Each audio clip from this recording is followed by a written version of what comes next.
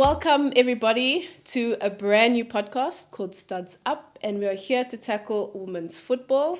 As I said, this is a brand new podcast. We're going to speak all things women's football, and the mission of this podcast is basically just to champion, to educate, and to celebrate women's football in South Africa, as well as in the continent, but also to have those insightful conversations with people who've been involved in the game.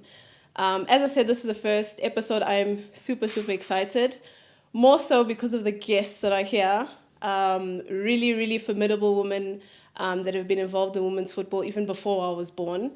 But I'm really, really grateful to have the both of you here. So we have Lauren Duncan, who is currently the co-owner of JVW Football Development, as well as the club, and Banyana team manager currently. And then we have Aus Lydia Munyapao, who is the first female CEO of SAFA. So welcome, everybody.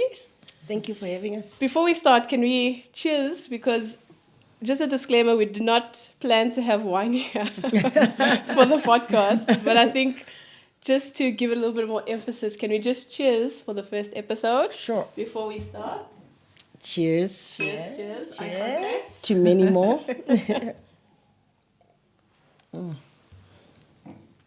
So, again, very, very grateful. I've worked with the both of you previously in different environments. But I think just for the viewers watching, I just wanted to know, just a background on how you guys got involved in football, why you're still involved in football, where do you want to see football? Just for the viewers at home. You start. Thanks, Indira. Thanks for having me. Thanks for having us. I think this is a very great platform for us to share our experiences and obviously speak about the sport we love so much. So, as you said, my name's Lauren Duncan, and I do co-own the JVW Football Club and the football development with my partner, Janine van Wyk. And we've been in the women's game for many years, playing football, managing football, and obviously now running the club and the Girls' Schools League in Gauteng. The JVW Club was founded in 2012 for us more to uplift and promote women's football. It started with a Girls' High School League, formed into a club, and now we compete in pretty much all the leagues in Gauteng, as well as the top tier football league in the country, the Hollywood Super League. But yeah, my love for football was from when I was still in a pram. My mom and dad took me to my dad's soccer games. So I've really grown up in the sport. My brother played football, and I really found a love for football. Although I didn't play at the highest level in the national team, I did play in the Sasol League. I played a lot of indoor, I've really been around to see the growth of the game. And then merged into the junior national team structure in 2015, and obviously went up into the senior national team, and I've been with them since 2016. So, yeah, my whole life is football, my family's football, and it's really been a great experience for me. Okay. Yeah. So for me, I think football, it was my father. My father was into football a lot when I was growing up in the village. He had a particular team which I shall not mention. That if each time it won, he would buy us ice cream, and if it didn't win, we'd just watch the ice cream truck pass by, without anything. And then I started cutting pictures out of magazines of these players from that particular club and putting it in a magazine. Back in the days, in the 90s, you make us feel so old, by the way. So from there, then I started studying at the International School of Bophuthatswana back then. That shows how old we are. And then there was no football for the girls, but I did other sport. But before I left, there was a teacher that came to school from the US, Mr. Hunt. I remember him very well. Then he started, he established a girls' five-a-side, and then we started playing with neighboring schools. And then it was only when I got to Wits, that I found a res league, which I joined. I started playing in, and that's where I was recruited by Kwanele Kopo, Dennis Shabalala to play for Wits. And then I started playing Sasu or Yusa, what it's called now. So that's how I got into football, and I started loving it. And obviously at Wits, for me, it was more juggling between football and basketball, because I was always a lover of basketball, but they had to shift things aside so that I can participate in both. But yeah, after that, I always watched on TV Banyana playing, and I always said, I wanna play for that team. I just didn't know how, but I think my path or my journey with Wits football is what eventually got me being called for trials at Banyana, and eventually traveling with them to Kenya and Cairo. It was 1998. We played friendly matches ahead of the women's champions. What do we call it? The African Women's Championship, which is the women's AFCON now. Yeah, and then from there, after 20 caps later, I had to give up football because I was an auditor. I was working at EY then. Wanted to focus on completing my articles, but I was involved with Soweto Ladies, being the chairperson of Soweto Ladies then, juggling that and work, and also playing for Wits, informally. So, but that was after I left Banyana. But I always volunteered in football in one way or the other, until I got into the role that I am now. Slowly but surely, different levels. At 2010, local organizing committee, being Banyana manager, getting back into SAFA again, and eventually where I am right now. So in this episode, we're just going to speak about the landscape of women's football. And I think you've touched already on so many different subpoints that is going to make the bulk of this conversation, and as well as you learn. So when I was obviously doing my research, and I've been involved just over a decade now with football. I hope I'm not giving away my age. Just over. Yeah. But I think if we look at where football started for women, 93 was the first official match. Then 94, we had obviously the apartheid era ending. And then we only slowly and surely, started picking up with women's football, where, as in a Nigeria, have competed in like a women's AFCON since inception. Basically, we were still picking up. I think it's important to highlight how far women's football has come, and maybe I'll bring you in this conversation for now. You spoke about only having 20 caps. How long? I'm sure you played for the Banyana team for a couple of years, right? No, yeah. I played, I was drafted in 1998, but to be honest, I was not good enough. When I was in the squad, I checked how others were playing. Poshe Modise, Kabozita, the likes of Sibongile, they were just on another level. And I knew I did not belong there. But being there is what motivated me to end up, wanting to come back. But yeah, back then, we didn't have much. 98, I did not travel with them to the women's AFCON in Nigeria, but I was back in the squad again in 2002 because I continued playing for the university sport. SASU or USA is what it's called. We went to the World Student Games. That's where at least there was opportunity for women's football for us to participate in. But 2002, I played in Banyana until 2004. So you'd say a good 2 years I played for the squad. That's when I got my 20 caps. But we know now, 2 years you can get a good 50 caps. Yeah, so that's what I was going to say. No, but back then it was only when there were qualifiers. If CAF had qualifiers, if we had a serious tournament going on, that's when they would call us. We didn't have FIFA international breaks where we would be called to play friendly matches, etc. We didn't have a budget for that. There was no sponsorship. So there were not that kind of opportunities that exist these days. Yeah. So the trajectory of national team players now is a lot more competition compared to where it started.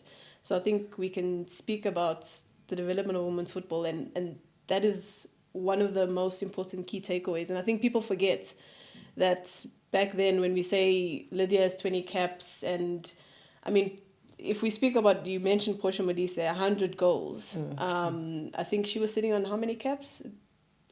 Over 100. Over 100 caps. And it's around 125 or something around there. I can't and I imagine exactly. a Portia Medise kind of person now would be excelling because there'll be a lot more competition. So we can speak on the growth of women's football from a national team perspective, but coming to like competitions in the country and the leagues, we had the Sanlam League for a while, we had the ABSA League, and then Sasol came on board in 2009, have recently renewed their sponsorship until 2029.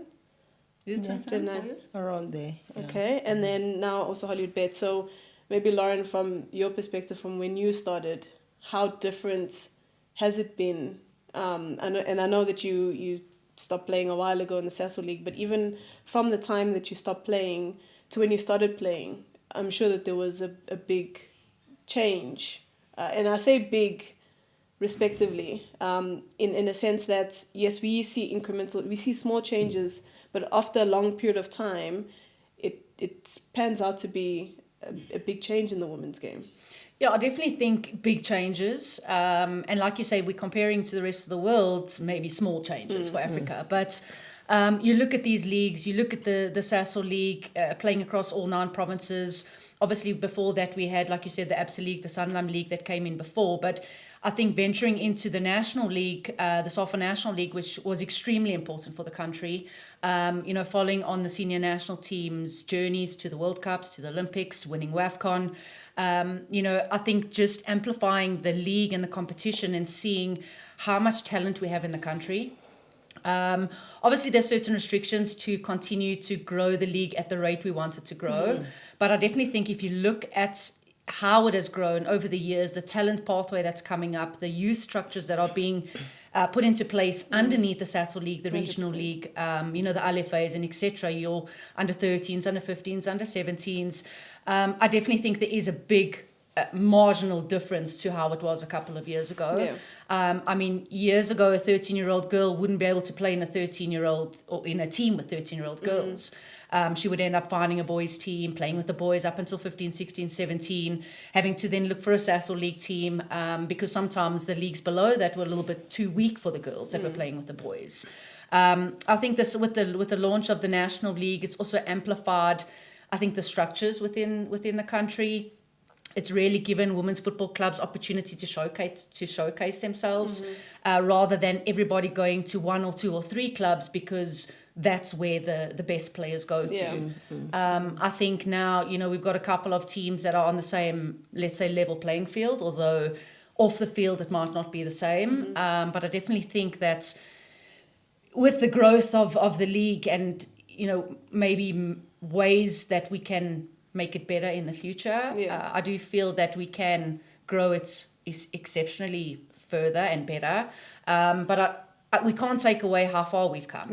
And that's what we say, you have all these national team players that played in the Sasol League. Now it's like unheard of that what's in the Sasol League. But there are these younger players, the youth players that are coming through the Sasol League into the National League.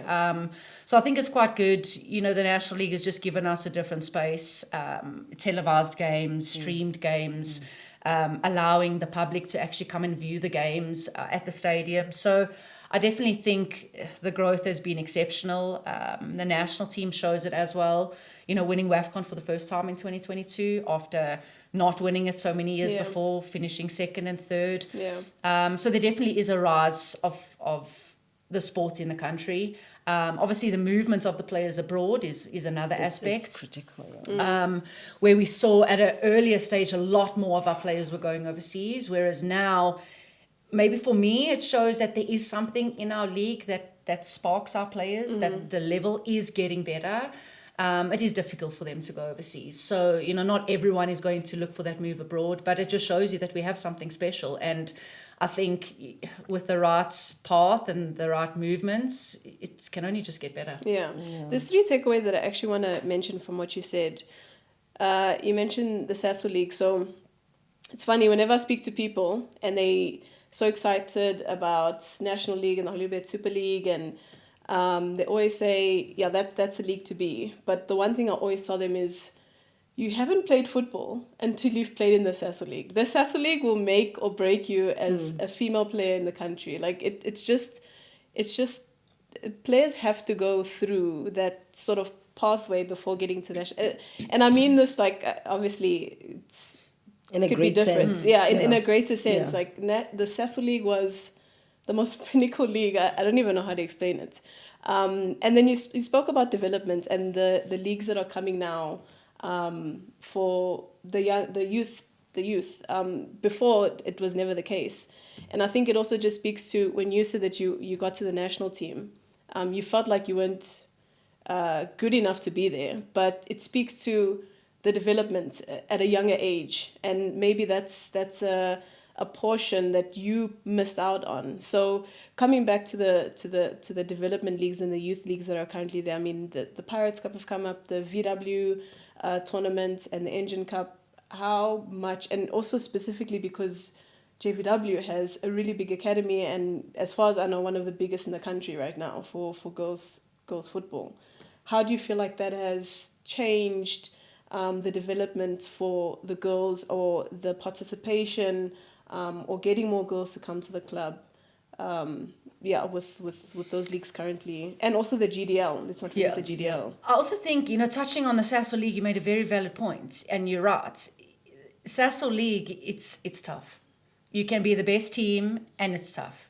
So I definitely think, yes, you get into the National League and things are smoother, depending on which team you play for.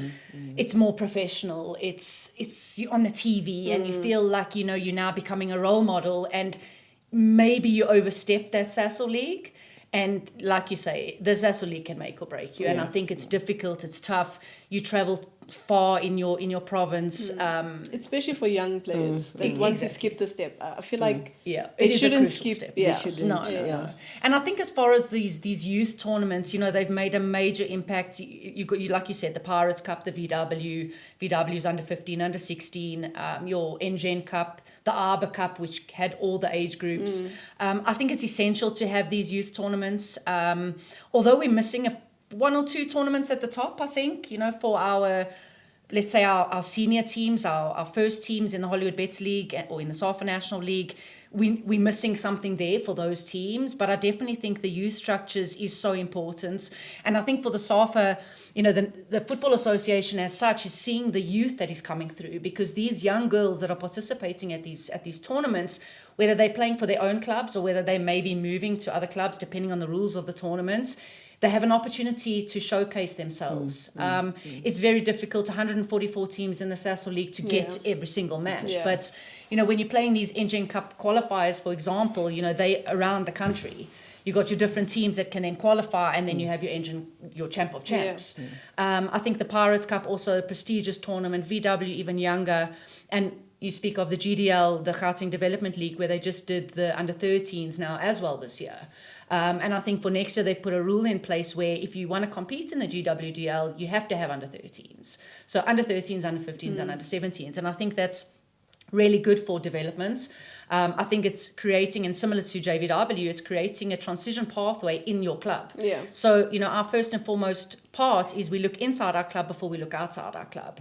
And I think, it's very important nowadays, because there's a lot of talent that we can develop. There's a lot of talent that we can teach our philosophy, our way, in order for them to come into the first team. Yeah. We can have a look at them at the NGen Cup. We've got Bonola, who's 17 in our first team, Yeah. Tori, who's just turned 16. We've got Casey, who's also 17. We've got these youngsters that are coming into our first team because they've transitioned through these leagues, through the tournaments, and then through the club. Kudos to these tournaments organisers that have really put focus on youth development. And I think we've seen some stars come out of these tournaments that we wouldn't have even heard of, if not for these tournaments. So it's really good to see the emphasis on how important development is. And the fact that years ago it was always, it's better for a girl to play with boys than a girl to play with girls. Whereas now, because girls football and women's football is getting stronger and more competitive, that's changing slightly. And that's what I actually wanted to bring up. But before I go to Lydia, is when I was working for JVW, we had the girls teams that were playing in boys leagues. And there is a significant, how can I say, upper hand for girls who are playing in boys league because of the physicality. But now with these leagues emerging, do you feel like there's been a change in like physicality for girls now that are playing in girls' leagues as opposed to boys?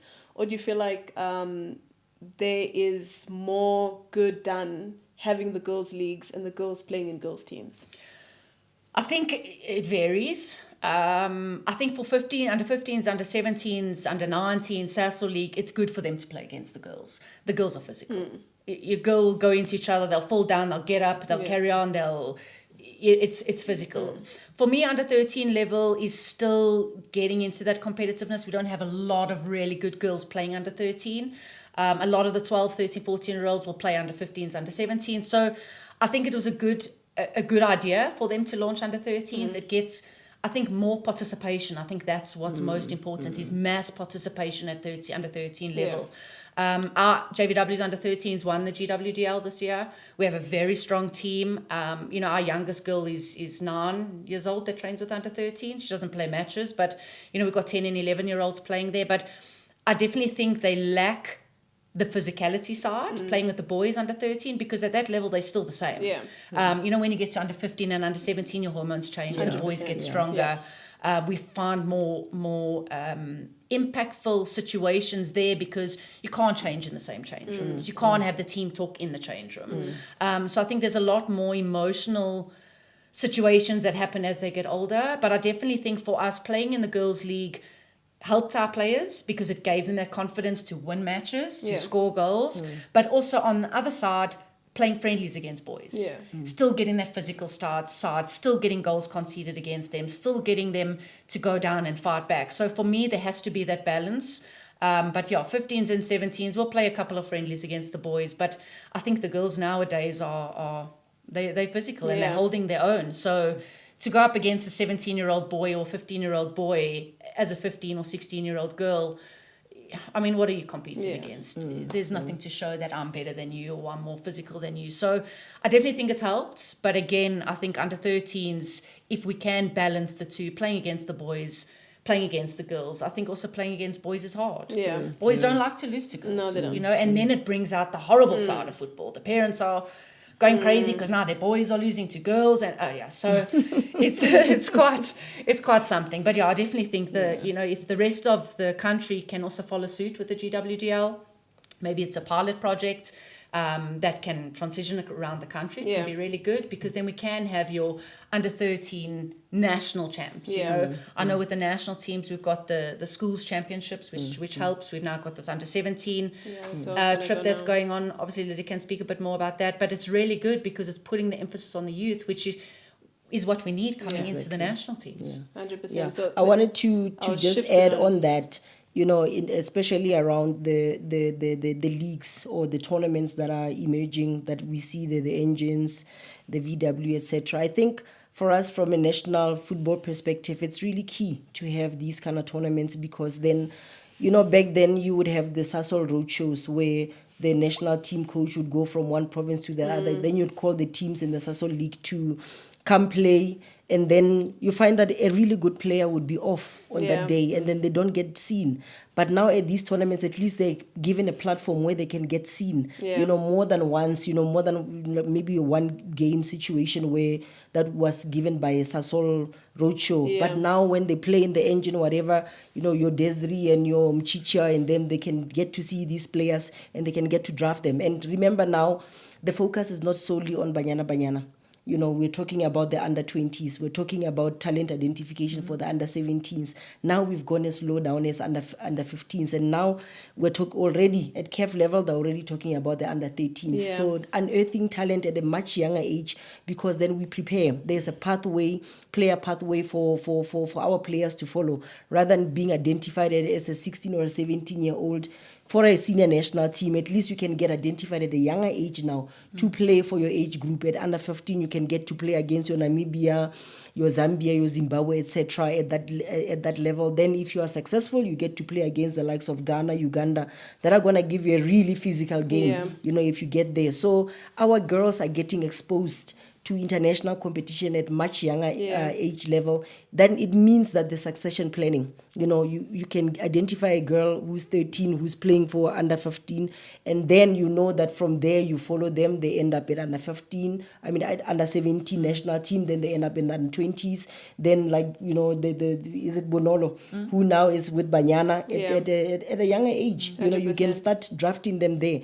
It means that our football at international level is gonna, it will go higher. The quality of football that we play. We're not now just picking players now and drafting them into the national team. Already they've tasted international football at a much younger age. They won't get, what do you call it, stage fright. Stage fright when they get to play in front of the big masses. I played at the 2003 All Africa Games in front of a packed stadium in Nigeria, where you touch a ball, they go ooh, ooh then you don't want to touch a ball because now you're scared they're going to say ooh So already our players get exposed to that, and also it's about confidence building.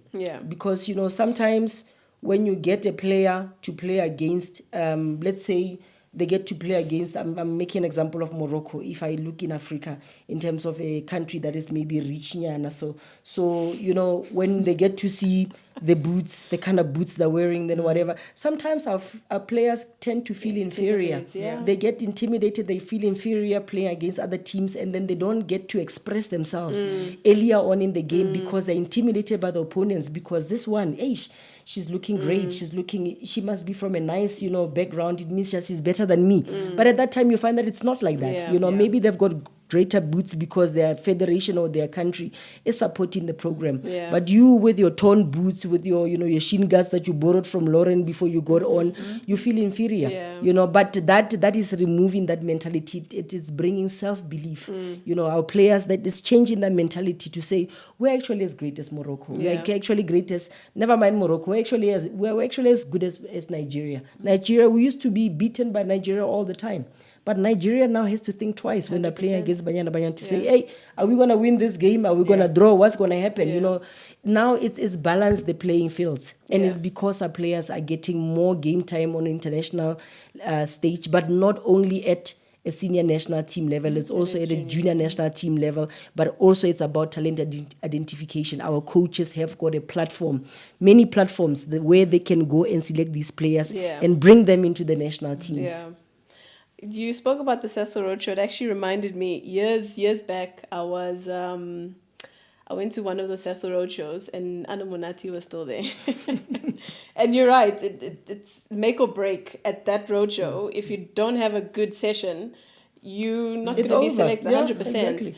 And I think also an important point that we also need to make around development is the HPC and Soft Academy. I think just looking at where HPC started, I know that there's been a couple of changes for it to become the Soft Academy, but that Soft Academy itself is also the product of developmental tournaments and leagues and whatever that is around. Because I know with the Soft Academy currently, there's about a couple of players who have come from an FNB under 15 program, whereas Mchicha also was part of that program.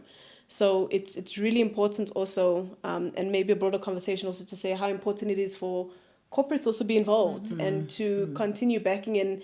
And I think there's a stigma where corporates, and maybe this is also throughout all sports codes, is they always think the top or the highest is the most important, and where they get, yes, I understand that there's broadcast and all of that, but I mean, we can speak about the successes around Cecil League, for example. VW have now come in. I mean, VW is an engine is becoming a tournament that people speak about all the time. And so when we speak about the developmental and youth competitions from a national team perspective, we've seen also COSAFA with the under-17 tournament, CAF with the schools. COSAFA has now started the schools Region 5 games. From a national point of view, how important is it for the clubs and the coaches to be able to prepare their players for such tournaments? like the national tournaments that are happening currently? No, it's critical. But like I said, now, like you're saying, the CAF Schools Football Championship, it used to be, these players are just going to go play for fun and then maybe they'll win, maybe they won't. But now it's really become very competitive. Some countries like Lesotho and Eswatini used to doubt whether they're going to participate or not. But now all the governments want to participate. Yeah. Now it's the Department of Education that's the basic education that's involved, is the Department of Sport over and above, the SAFA as a federation.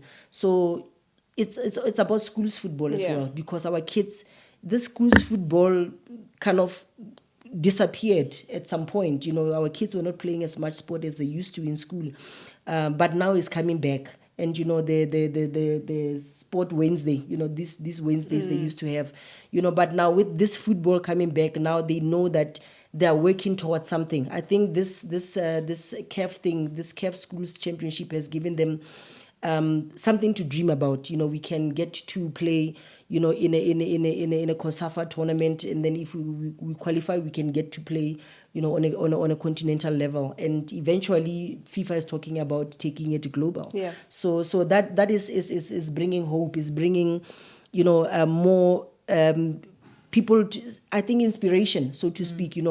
So it is critical for us, if we are going to get to that global level or to the continental level, that our everyone gets involved, our coaches from club level at JVW, at Rosina Sidibe, Dibani, or wherever the players are playing. But also it's critical that the national team coaches share what is it that they're looking for in a player with these clubs. Yeah. So that when JVW is training, they're thinking, what is it that Desiree Ellis wants out of these players of ours?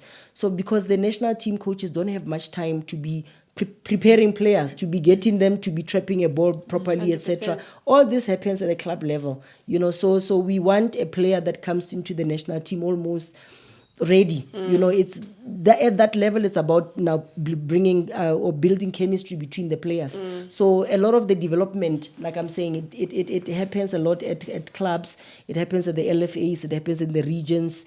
In the Sasso League, whether it's in the whatever ABSA League is not. I'll call ABSA now. It's just the regional league. It happens there, and we on a national team level, we don't have that capacity to ensure that these things are happening. So that's why we really depend on our provinces and on our regions to ensure that these developmental competitions, leagues are happening, so that they can prepare our players. The players have to be playing week in, week out. They have to be involved in at least 4 training sessions a week of at least 45 minutes, I think, according to FIFA. A competitive training session, so that they can get to the level that we want them to be. So it's really critical for us as a national federation. We don't have the capacity, to be honest. So whenever I give credit to the clubs. I give credit to our regions, to our provinces, to our LFAs as well, because those are the people that are doing the hard work for us, and they've got the capacity, they've got access to these players. We have to give credit also to the schools, because the schools have got all these kids, and they create an environment that is safe, that is, more enjoyable for the players to play in. Yeah, and I think a critical thing that you touched on is getting the young child ready for that transition to, the higher leagues or the higher team. Because I remember there was a tweet by the late Cheryl Roberts at the time, the Sasso League, where she had tweeted about a player that was like 14 playing the Sasso League at that time. It was like, oh my gosh, it's a 14-year-old playing in such a league that had at that time had like much older players, much developed players, and you'd feel for a player like that who her development is going to be very rushed and pushed, because she needs to now compete on that stage, because the Sasso League at the time was the highest league in the country. So and then you spoke about Bonolo and the Caseys and Tori. That transition now, and we're seeing it currently, because she started in like the under 15 team at JVW, and then transition now playing in the first team, scoring goals, and you can see that the development is important. And then when you spoke about the schools leagues and the schools, I know JVW runs a schools league, so maybe from inception, when we started the school, not we, when JVW started the schools league. You were part You of were it, there, yeah. you were there. It's so engraved in my You're part brain. and parcel of us, yeah. In 2012 to where it is now, I know that there's been challenges, obviously, there's always challenges in women's football, but how have you feel that the level of competition in football has changed since inception of the schools league? I think at schools level, it's different to club level. You know, I mean, club level, it goes up and up and up and up. Whereas school level, it goes up and down and up and down. And because, you know, you'll have a school that has really good players. Those players will matriculate. We can't keep them. Yep. They Yep. need to go. Yeah. And then you've got your younger players that are coming in. And I think we've seen the level of competition has also been better with the let's say the inception or the continuation of the primary school league, JPSFA. You know, they run the primary school league, so that's a feeder system into the high schools. And we find a lot of these girls that are playing club level are now looking for schools that play in either one of these leagues. You know, and obviously the schools football side, before, and you know very much so, it was always like, if you played at JVW, don't play, even though we run the schools league, rather don't play at school because you might get injured, it's a bit clumsy. Whereas now it's kind of like, football is becoming so competitive at club level, go and enjoy yourselves in the school. Go and give back to these other up-and-coming girls that may not play club football, may not be at your level, because you now become a role model to them. So I definitely think, you know, we had really good players, and you say when you were there as well, you know, your Nellies came out of there. Amanda Mtandi, that plays for JVW currently, was the 2013 Schools League Player of the Year. You know, Rasetlo as well. Yeah, Tumi Rasetlo's come through there. We've had so many players that have come through the Schools League, you know, that have been in the national team as well, you know, come through, played in the national team. This year we had Clapham High School that won our league. That's where the SAFA Academy players go to school, at Clapham. They play in the Schools League. And there you've also got your 15-year-old Retabile, phenomenal player, plays for Tuks in the National League. So there's so many players that are moving from the Schools League into the club structures, into the Sasol League, into the National League. And it's really good to see the competition improving. We'll see it at our finals, our playoff finals. Our under-15 section is strong. Our 17 section is strong. Our open section is strong. So it's just showing you that by these girls choosing to go to football-orientated or football-focused schools is going to increase the level of school competition, which then helps what Lydia was saying about the training 4 times a week. Not all the clubs can train 4 times a week. So if you can at least get your twice-a-week training at school, it might not be the same level, but you're still training, you're still doing skills development, you're still, you know, doing team cohesion, coming into your club football environments as well. It kind of balances what you need to do. Obviously, your academy team's a little bit different because, you know, there you have a little bit more time to train. But yeah, the schools level is improving. The girls coming out of the schools are improving, and it's really nice to see that most of these players that are in the national team in Hollywood Bets have played schools football. Yeah. Whereas years ago, girls didn't play schools football because there wasn't any girls teams. You know, we had 12 teams when we started in 2012. We have 180 odd teams that play now. So it just shows you how far it's come, how much work the schools do, how much work the clubs do. And, you know, like the CEO said, we have to give credit to everybody. You know, these are the people that put everything in for the sport to grow and for our leagues and our national teams to flourish. Do you think policies put in place help or damage the development of women's football? And I'll ask in a sense where, for example, CAF created a policy that said for the men's CAF club teams to participate in their club competition, they need to have a female counterpart. If we have to say schools that must have female football or women's football if they have a men's football team or boys football team playing in leagues, do you feel like something like that would harm the development? Because sometimes we think that it's forced and then just going to do it as a charity case and just push it and say, okay, this is what we are allocating for this specific thing. Or do you feel like it would start like that and eventually become something that people actually put more effort and budgets into running? Yeah, look at the beginning, it always started like that. I mean, when CAF said to play in the CAF Confederations Cup or the CAF Champions League, you have to have a women's team. And it's not to have a women's team, it's to be, you can be in a partnership with a women's team. You know, I think maybe coming from a model, if you look at the Barcelonas out there, you know, what Spain has done with the women's football. If you know, some clubs aspire to get there, you know, they start seeing now what Morocco is doing. You know, you've got AS FAR now, they've got a very strong women's football team. You know, they look at TP Mazembe. You know, TP Mazembe is a very good women's football team. Now here locally, it's about Mamelodi Sundowns.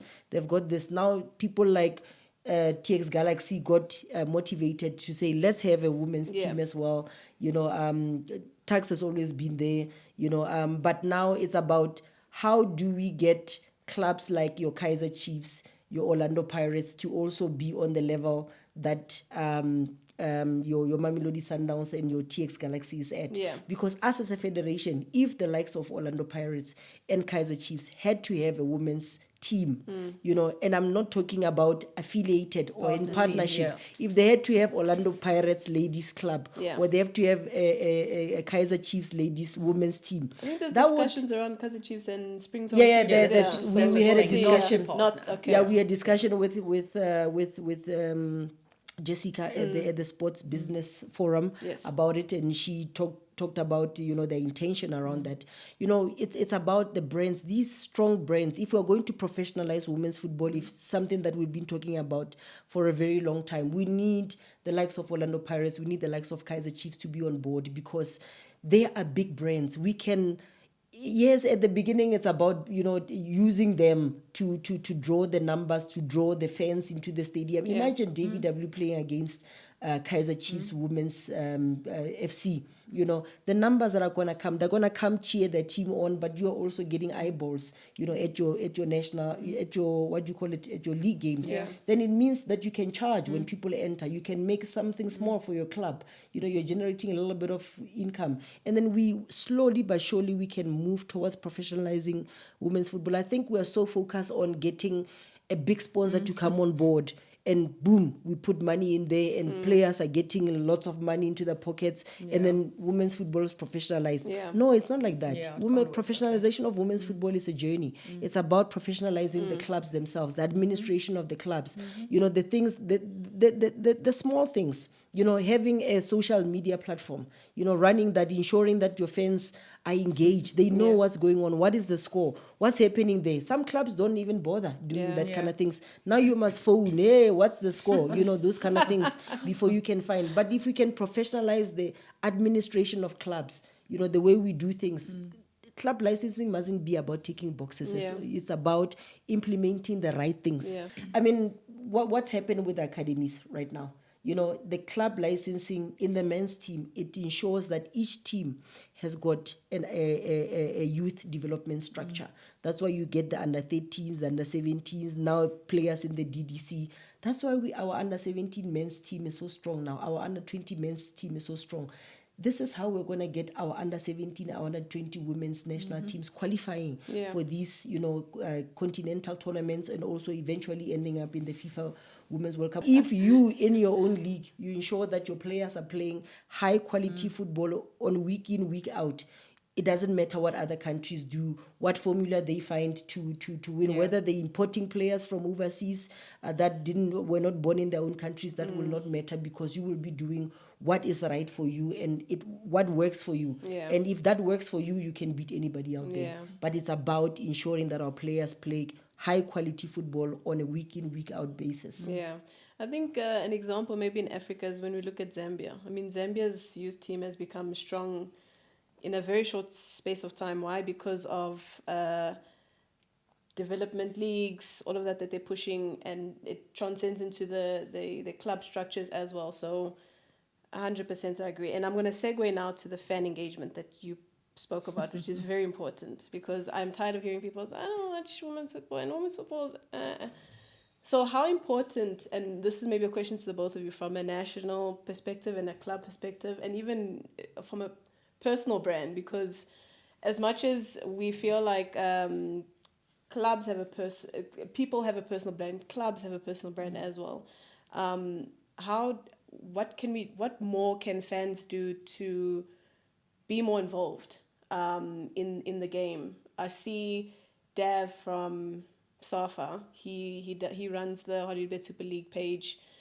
Just those clips that he's posting and collaborating with the teams, the amount of engagement it gets compared to a still post or whatever is chalk and cheese, and that's the engagement that we need, and those type of clips actually make people realize women can actually play football. And I know it's a very dumb and very cynical thing to start thinking about in the 21st century, but there are people that still think that. And I speak of also personal brand is because I see you on TikTok and you with Bambanani, the amount of engagement you get. Why? Because it's so authentic to you and it's authentic to your brand. And people resonate with that. They resonate with the fact that you and Bambanani possibly come from different worlds, but you're able to coexist through football, and make people feel like they're part of that journey and part of that conversation, singing, dancing, whatever the case is. So from a fan engagement point of view, what more can clubs do, and what more can I do from a personal standpoint to elevate the women's game? I think if we talk about players, I think players need to tell their stories more. You know, a lot of people don't know the player stories. Where are they coming from? What it took for them to be where they are. And then from the club's perspective about profiling those very same players that are in your teams, because we don't know. You know, I'm not saying myself, but a lot of the people who watch the Hollywood Bet Super League or the Sasol national playoffs, they don't know the players that are there. You know, it's only until they get to the national team that they start knowing them. But we need to profile our teams more. You talk about the videos. You know, those videos are very critical. They're important. You know, you want to see women in action. You know, I'll talk about my husband. My husband, you know, is a huge fan of women's football. I don't know if it's because of me, end up watching women's football. But like you're saying, he finds it very authentic. He will tell you that I really find women's football authentic. They don't do some of the weird things that the men do, you know, faking injuries, rolling on the floor and doing all sorts of things. But it's really authentic. You get to watch proper football in action. You know, when they go in, whether they're losing or whatever, they don't park the bus. You know, they still go at you, you know, those kind of things. And we must also stop comparing men's football to women's football, because they're two different products. You know, when you watch women's football, don't start saying, they're not tripping the ball like Kaizer Chiefs or tripping the ball like Pirates. This is women's football. It's different. It's a different product. You know, you're watching women enjoying themselves, expressing themselves the way they can. And they're not men. At the end of the day, we are not men. We are women playing football.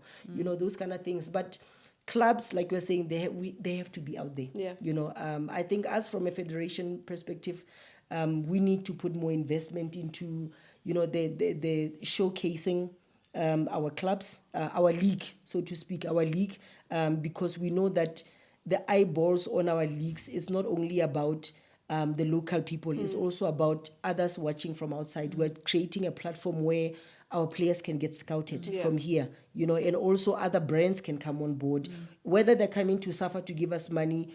You know, it's neither here nor there. We also want the clubs to be able to commercialize themselves. And the more exposure the clubs get, the more exposure the players get, it means that some sort of revenue stream can start flowing to them. I think if we're talking about professionalizing women's football, it's also about attracting sponsors to come on board, so that, you know, they can find a product that they can work with. And also, obviously, the fans have to be watching. And when I say fans watching, I'm not talking about at 3 p.m. on Sunday, they're sitting on your couch, you're watching.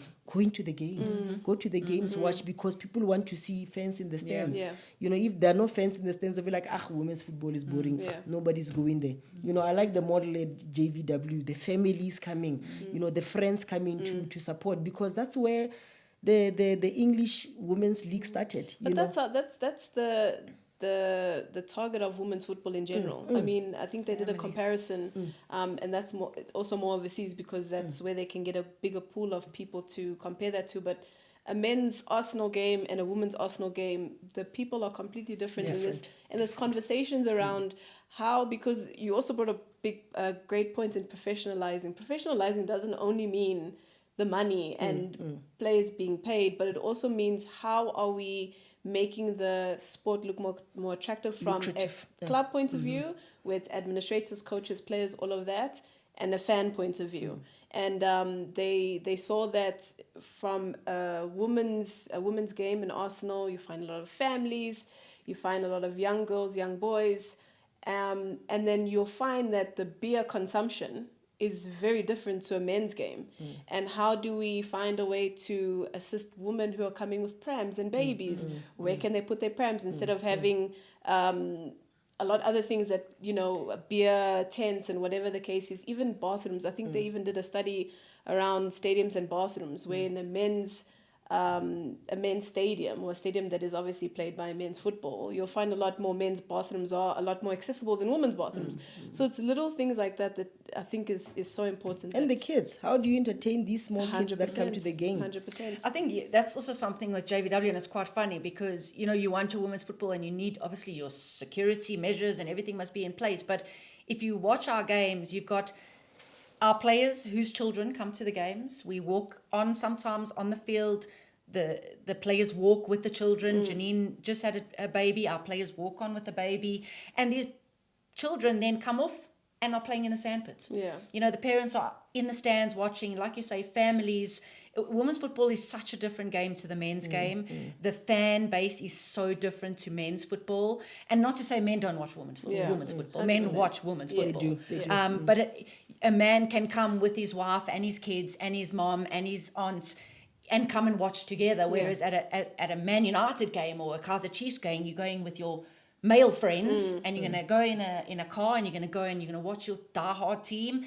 Whereas women's football, it's a family outing, and like you say, we have to look at more accessible things for women, like you say, the prams, the children areas, being able to buy things. I think that's what's limited at women's football matches. You go to a game and there's nothing to drink. There's nothing to eat. You've got to sit there, and if you don't take your own stuff, you kind of got to dehydrate.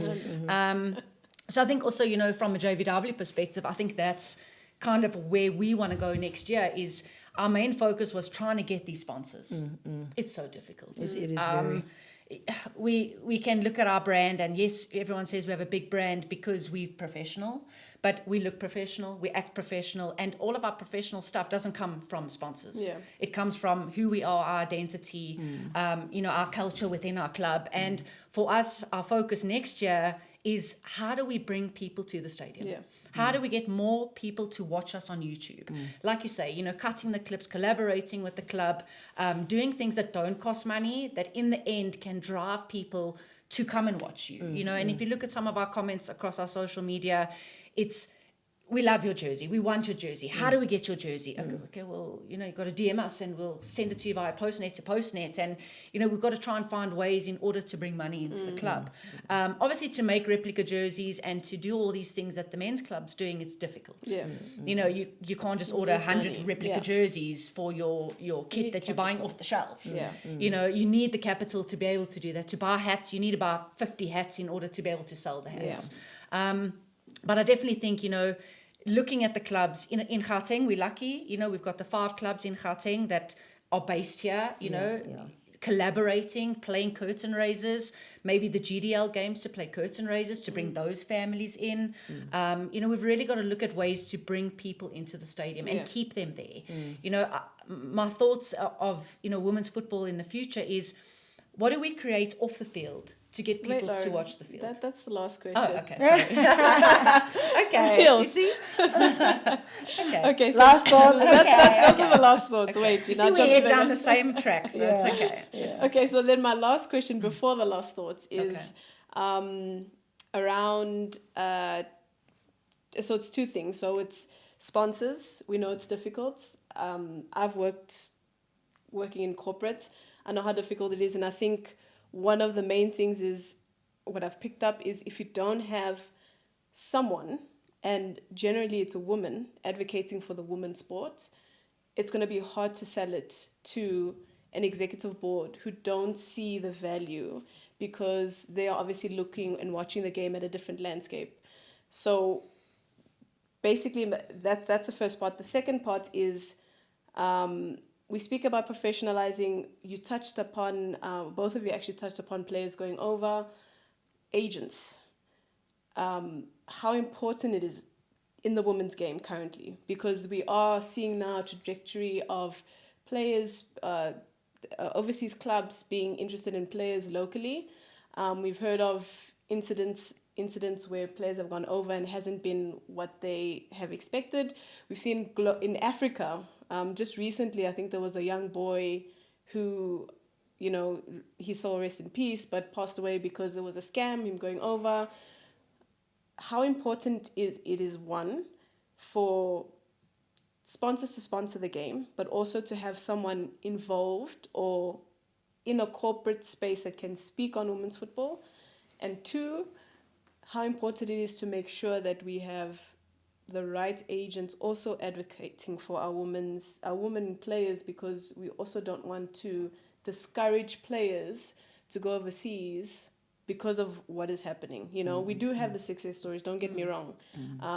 We've seen Jermaine's go over, Tembi has been over for a very long time, Linda's been over recently now. From UWC, she went to Denmark. Bongeka go over. So how Amo has gone over, yeah. How can we regulate and make sure that the agents are legit? And how do we encourage actually people to do it the right way? Look, for us as a federation, we always look at registered agents. An agent has to be registered for them to be, for us to say they're legit. We've got a system in place. We've got a register that shows all the agents. But I don't know these agents that work with women's football. I don't know whether they're registered or not. I will be honest with you. So I'm not really sure. The other problem that we have, you have these academies that also are not registered. They are fly-by-nights that take kids overseas without our knowledge, without our permission, and then kids end up getting stuck out there and being promised all sorts of things, and then those things are not delivered, and the parents get livid. And the first people to shoot is the federation. They'll say you didn't protect our kids, but at the start we never knew that the team was traveling or a player was going somewhere. Because when a player leaves the country, or a team or a club leaves the country, we have to do certain requirements. We have to check certain requirements before they can leave. Parental consent. We have to check all sorts of things. Safeguarding. We have to make sure that there is permission for a player to leave, and where are they going. We have to be in touch with that federation, where that the club, the club is is under the federation and the league. So that we can ensure that those people are legit. Yeah. But a lot of people miss those steps, and players end up out there, and we don't know where. Like a lot of women's football players, to be honest, we don't know. We just see them being registered, and hooray, people are clapping. Someone is out there. We don't know. But with the men's players, you get in a sense. Someone is invited to trials. You can see, they're trialing. Okay, they're trialing. Someone is interested, and before you know it, then if someone really wants to sign them, they sign them, and we know they're agents. Yeah. I think we need to regulate with the women more. But like we're saying, our agents have to be registered, and I think twice a year there is an exam that the agency, the agents write. They have to write that, and they have to be registered under FIFA to be saying that for us to say they're legit. Because everything has to circle back to the agents. So it's really critical for the protection, for the safeguarding of players, that the agents are legit, they're registered, for us to be able to track them down. I don't know. I also think it's easy. It's so easy to go in and promise them the world. I'm going to get you overseas. I'm going to get you to go here. There's so many scams. Because you've got dreams. Exactly. You've got dreams. Of course you're going to go. You just got to give me this little bit of money or that little bit of money, and then your money's gone. So I think there are a lot of fly-by-nights. A lot of these things, let's go to this country and we're going to train with this club, and it's going to cost your mom and dad this amount of money, and you might have an opportunity to play for this club. No, you're not. You're going to go there. It's a tour. it's an experience. You get to train you look at the facilities and see the facilities, and maybe 1 in 500,000 might get an opportunity, because we're not the only country that's sending kids to these wonderful programs. But I definitely think, with agents and women's football, we've seen it in the past. There's been so many agents that have come in that have promised that, there's been a lot of more sad stories rather than success stories. We know of the agents that they have assisted the players, and not to say there's 1 or 2 or 3 agents. There are a couple of agents, and I think with women's football growing, there's more and more of these agencies that are growing into women's football. Whereas before it was this person who's now an agent, and he's speaking to all these clubs, and he's going to get you here, and then you cancelling contracts left, right, and centre because you signed a contract because you thought your dreams were going to come true. You're going to earn $1 million. But I think, as Lydia was saying, there is a structure. An agent should be licensed. And if you have problems or you're not sure, you can contact somebody. Contact your club or your manager or someone that that's involved in football that can say, listen, I've received this, or this person's hounding me because, we've got these players that are up and coming. I'm not going to mention any names, but they have 4, 5, 6, 7, 8, 9 agents calling them. And you got the 16-year-old girl and she doesn't know what to do. And they're offering her money and she's like, but I want to go there. But just be calm. And a lot of the time these agents are rushing these players. They think, yes, you're now peaking. You're playing in this league. You need to go overseas. No. And the parents have to be involved. Exactly. The parents can't leave that responsibility to someone. Parents are the problem. That's pushing them, Agreed. Or are they pushed by money? Because my child is especially for women's football. But a 16-year-old. 16-year-old. Come on. And I think also parents need to be honest with themselves. And yes, years ago, our players moved up the ranks. You look at Janine, she only moved overseas, when she was 30? Noku was... Noku also, so now it's all of a sudden, my child's 15, 16, 17, she wants to be signed, I need to send her overseas now. No. She's not ready. I think parents have to also be responsible because we have to think about the future of the child. It's not only about football. Education is just as important. Let the kids finish school. I mean, I get mad seeing these players leaving school, changing from one club to the other because this club is paying me money. Now you're dropping out of school, you're dropping out of university because you want to be playing for this club or you want to go overseas. As parents, we have to think about the future. This child is not going to play football for forever. At some point they have to fend for themselves. They're not going to play football anymore. Another child is going to come. They're going to be faster than them. They're going to be better strikers. They're going to be better defenders than them. What are they going to do when the football is gone? And that's the change, because 5 years ago, every single player in the national team had a qualification, whether it's a coaching license or a qualification at the university, because back then the route was to go through the university, get a scholarship, play football, and play for the national team. Now, with women's football evolving and the clubs being able to pay players, certain clubs, okay, I don't need to go to university. So now I might not have a matric, I might not have a university degree, but I'm getting paid money, so it's fine. So I think that's also going to have a major shift. That's where it's critical. The varsity football is really critical, because at least it still encourages our players to go to university. There's still a platform for them to play while they are studying at the same time. I think that model still needs to continue. We still need to back it up. Because it encourages players to still go to university and get a qualification. Because tomorrow, who's going to be... I'm not going to be Safa CEO for forever. 100%. We need more women CEOs to come through. We need more women administrators to come through. And these administrators have to be educated. They have to get through the educational system. So the universities are the ones that are going to help us. And universities... as much as you've got the clubs, the universities also provide an environment that a normal club can offer. That they offer accommodation, they offer 3 meals a day, good food, nutrition. They offer great training facilities, etc. Order in their lives, So that system is really critical, and it needs to continue. We need to back it up. Yeah, definitely. So we can sit here and speak forever. We can. And ever talk about the sponsorship. How important is sponsorship? Maybe for you, because I think when I was still at JVW, I mean, we had Carfind at the time. That was a first of its kind. We didn't see many women's football clubs having a front of the jersey sponsor. And of course, you know, kudos to Carfind at that time. It wasn't seen as very popular to be involved with women's football.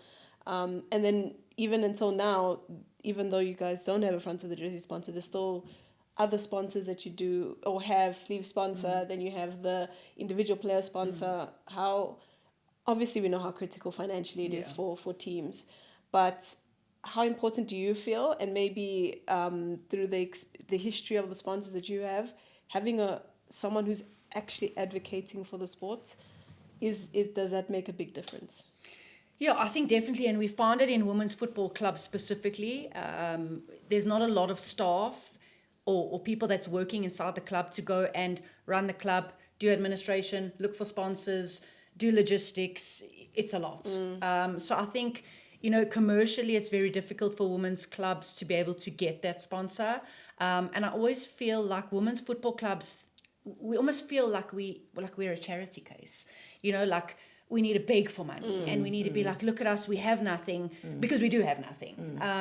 But I think sponsorship is really crucial. You know, we've really had some good sponsors at JVW. At lower levels, it was good. You know, now that we're climbing the ladder, we're at higher levels, things cost a lot more. We've got to fly around the country. We've got to stay over when we're traveling to Dar. You know, it's a 9-hour bus trip there. We've got to sleep over there. We've got to come back. It's very crucial for us to have sponsors. It's a very difficult avenue. You know, looking for different revenue streams is always a plus side. And I think there's a lot of people that say, and I mean, I think you can agree with me on this is what you should be doing. And we can do that. You know, if the sponsor's not looking for that avenue, you're not going to get that sponsorship. And again, pushing it more to youth sports, you know, is what do sponsors or what do clubs get out of asking sponsors to assist at the youth level? You know, sponsors might want to give more at the development level rather than at the higher level. But I think it's extremely important for us to market the league through sponsorship. You know, we've got Hollywood Bets that have come on as the league sponsor. We had Sassel, who was, you know, the Sassel League sponsorship for the league. Yeah, pinnacle for women's football. It is. It was a turning point. You know, where would we be without Sassel, for example? You know, Hollywood Bets came at a later stage, which we needed them to. But, you know, it's crucial for sponsors to come on board. It's crucial for women's clubs to understand how the sponsorship model works, how to commercialize the club, because I think that's also a problem. Women's teams don't know how to commercialize themselves. They don't know how to value themselves. But I mean, there's a lot of avenues that we can look at and discuss, you know, this works, this doesn't work. We've done multiple, you know, sponsorship proposals. Some hit it off, some don't hit it off, you know, and I think it's just trying to find that synergy of what do we offer? What can we offer? What are we actually doing besides playing football? You know, we're empowering women. We, not just the women on the field, we're empowering mothers who balance motherhood, jobs, playing football. You know, it's a really difficult space, but I think that sponsor that comes on board is more than just a sponsor. You know, it's a partner, and we found it, you know, in the past with the people that have come on board with JVW, it's people that really believe in what we do. It's people that will come and watch our games. It's people that follow us on YouTube and the TV and stuff like that. These are people that want to make a difference in women's lives. And I think we'll start seeing more and more sponsors coming about. But I think it's crucial, like Lydia touched on earlier, is that administrative side, the administrative professionalism of the clubs includes commercialization. Includes that stuff. And when we talk about sponsorship, let's not just talk about money. There are things that sponsors can offer that are not of monetary value, that can go a long way. If it's a bus, you know, I'm thinking about how the football league in England started. Getting that bus sponsorship that transported the teams from one end to the other whenever they went to their matches. It made life so much easier for their clubs to get from A to B. You know, they did not necessarily give the money to the FA, but they offered transport. Those things they might be small, but they go a long way. Maybe a flight sponsor, you know, to get a team from Johannesburg to Cape Town or to East London or PE. Those things can go a long way. You know, yes, money helps, goes a long way in terms of buying some of the things, but we should not solely depend on or focus strictly on money. Let's look at the value in kind, Yeah. the VIKs as well. And at a junior national team level, we should also not be strictly speaking sponsorship. There's also corporate social responsibility there. We're grooming the next generation, the future. You know, organizations have got the responsibility to walk this journey with us. You know, what is it that they can put on the table so that we are growing holistic individuals, future leaders that can play sport, that can also be, you know, they're going to be leaders in the future as well. So when we sell our junior national teams to these people, let's think not necessarily from a sponsorship perspective, but from a corporate social responsibility aspect, because some companies have got that money. You know, they've got that money they can put on the table, but from a sponsorship perspective, they don't have. And a sponsorship comes with responsibilities as well. You need to tick certain boxes. Where CSI, they get there, they get, you know, they've given you the kit, they can get, you know, to see what is it that, you know, they get mileage out of giving you certain things that make a huge difference to your players that someone else can give you, and they get mileage out of that. Yeah, and your small things add up. You know, like Lydia was saying, get your partner's value in kind. Your meals, your sanitary products, your balls, your water. All those things add up to how much does it cost and how much money do you need? Because like we say, a lot of these clubs don't have a social media presence. They don't have a website presence. How they may not be on TV all the time. How are they going to give back to that sponsor that expects, like you say, these things to be ticked off? So there are opportunities to do value in kind. And it is very crucial for us to go out and look at our brand, look at our authentic self and say, who do we think we can partner with? Who can we add value to? Who can add value to us? Who can we be active role models for? And I think that's, you know, a way for women's football, women's sport in general, not just women's football, to go. And, you know, like Lydia said, also with the youth national teams, it is important. You know, these are under 15s, under 17s. It is, yes, it's the national team. And yes, they're representing South Africa. It's the youth. And we've got to give back to the youth in order for them to grow in the future. Grassroots, youth development, commercialization, we can go deep, deep dive. So those of you who are watching, stay tuned, because the next episodes, we're going to dive into those. So before we close, I'd like to ask you, what is your vision for women's football, let's say in the next 5 years? You starting with me? Whoever. I think, you know, for me, maybe it's 50 years. Lord knows how old I am. You know, I've always wanted women's football to be professional. You know, what you see on TV with the PSL, the NFD, that's what I aspire. I will not be there. Sometimes they say you plant a tree not to sit, whose shade you're not going to sit under, or whose fruit you're not going to eat. But for me, it will always remain a dream of mine. I've got kids, I've got daughters. One day, I would like them to play in a professional women's league. They play all sorts of things. And it's, they're still young. They're the age where you just need to let Put them them be. everywhere. One should play at least. If one of them decides to play or, you know, take it serious, I'm not going to force anybody, but it would be great. You know, they need to find that platform. You know, instead of leaving the country, going to Spain, going to Mexico, whatever, playing here at home. You know, it would be absolutely amazing, because they've got a support structure around them. They've got the extended family, the relatives that can support them here at home, rather than if they're playing in Spain, etc. I think for me, pinnacle is professionalization. It's not taking away we have role models, not taking away we have a league at the highest level. You know, it will just take it up a level. But for me, my vision is development, ensuring that we have the different structures around the country for girls from the ages of 10 years old all the way up.